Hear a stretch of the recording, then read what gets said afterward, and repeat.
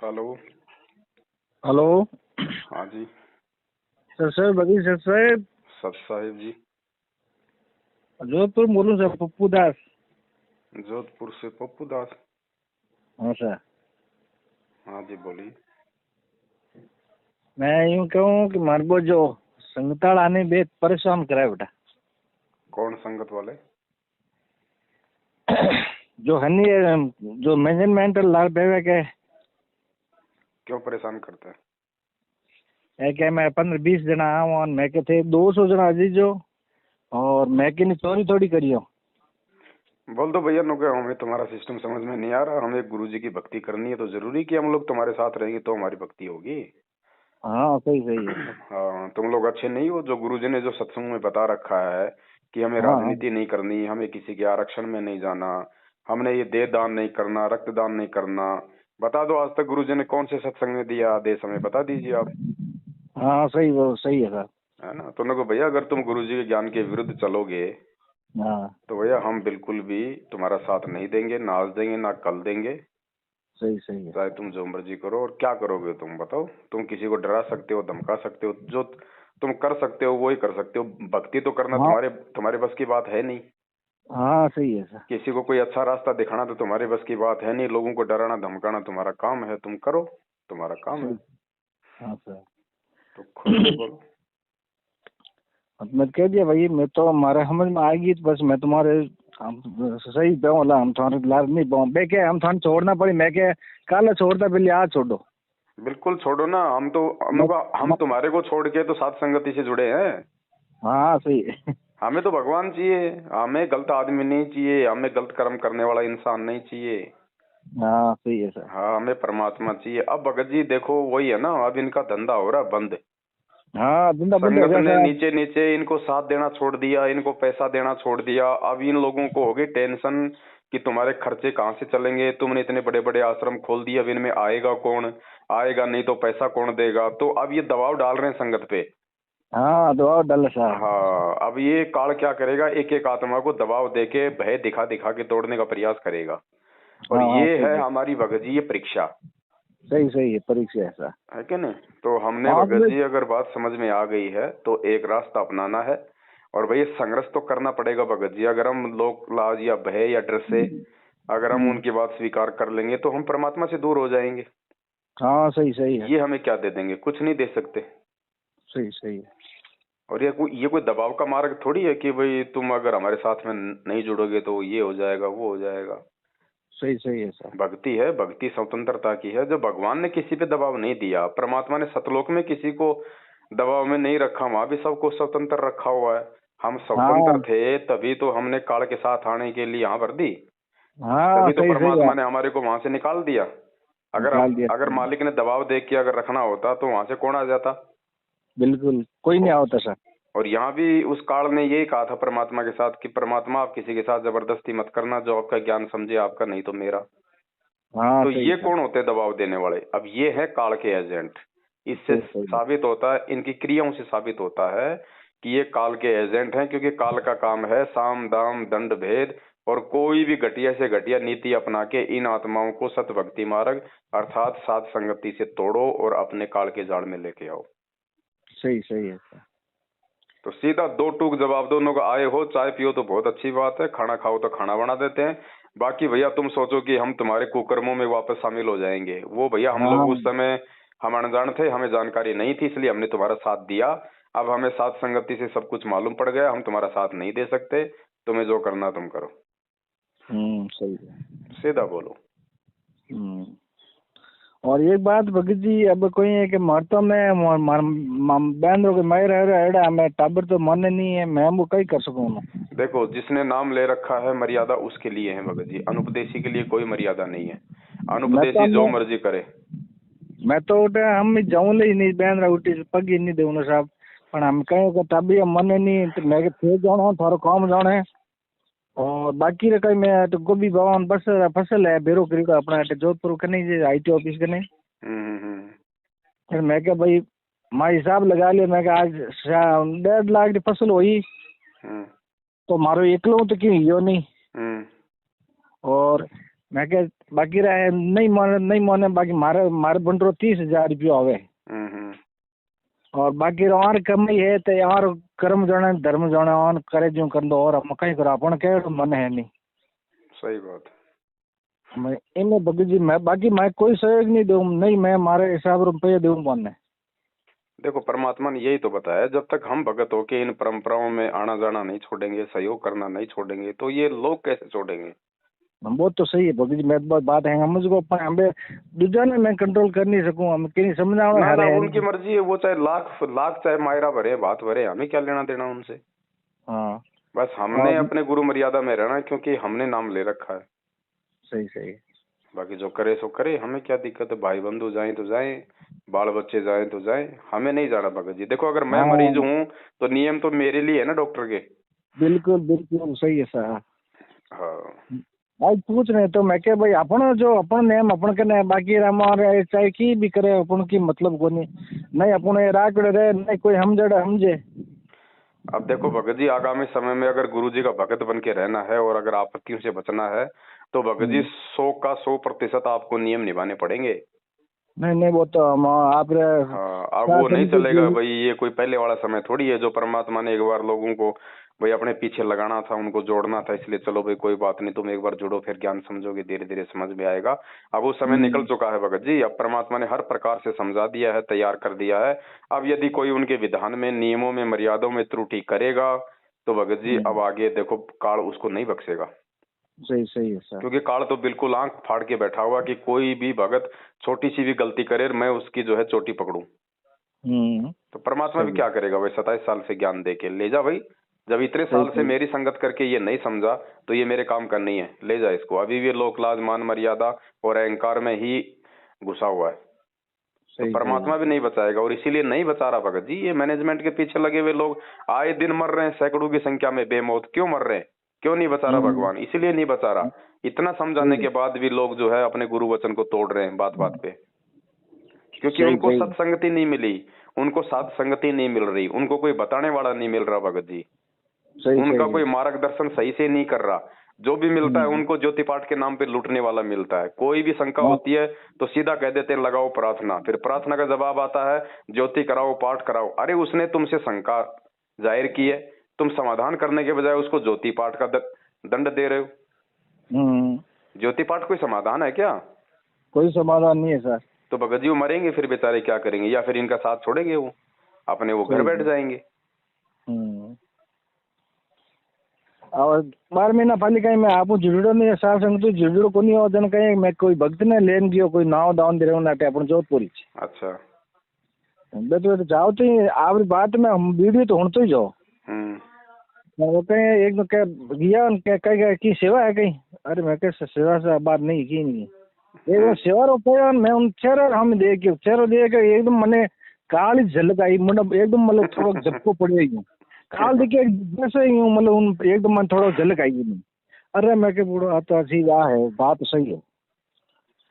ये भगत जी ये जितने भी है ना, ये चाहे राजस्थान का स्टेट कोऑर्डिनेटर हो, चाहे उसकी पत्नी हो, या चाहे आप जोधपुर में सूरसागर कालू जी की बावड़ी जहाँ पे इन्होंने अपना नामदान केंद्र खोल रखा है, अपना धंधा, ये सब भगत जी सब काल की परिधि में है, सब गुरु वचन तोड़ के बैठे हैं।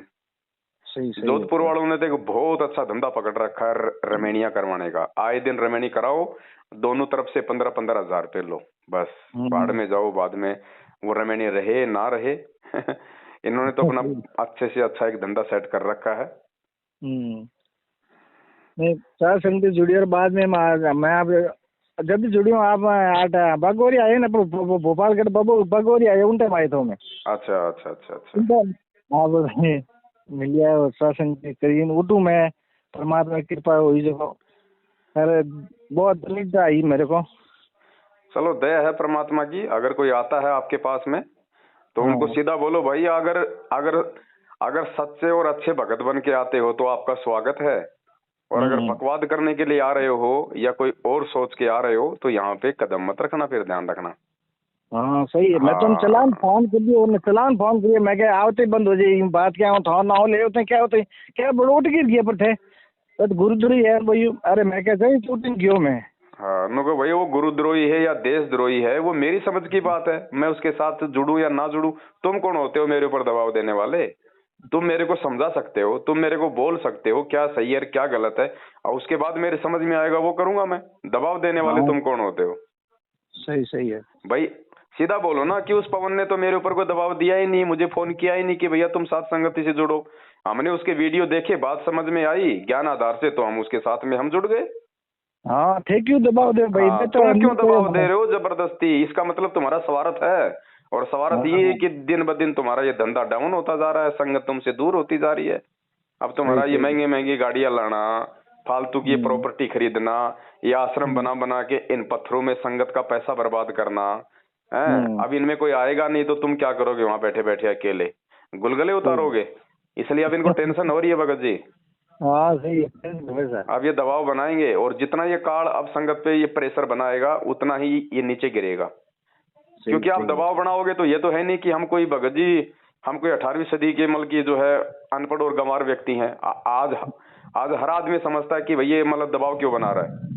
सही सही। आज कोई अपने माँ बाप का दबाव सहन नहीं करता, इनका अब कौन दबाव सहन कर लेगा? ये तो आज से पहले क्या था, लोगों को सही और गलत का नहीं पता था, इसलिए गुरुजी के आदेश समझ के लोग इनके दबाव में आ रहे थे।